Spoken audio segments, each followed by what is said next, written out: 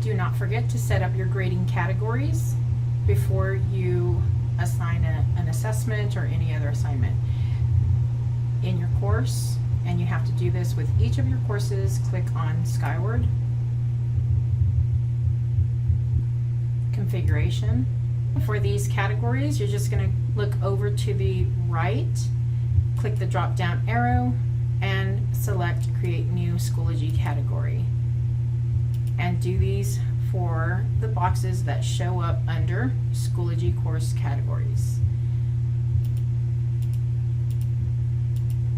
Okay, so once you have made your selections, make sure you click Save Configuration. So now when you go to Materials and add an assignment, your categories should appear.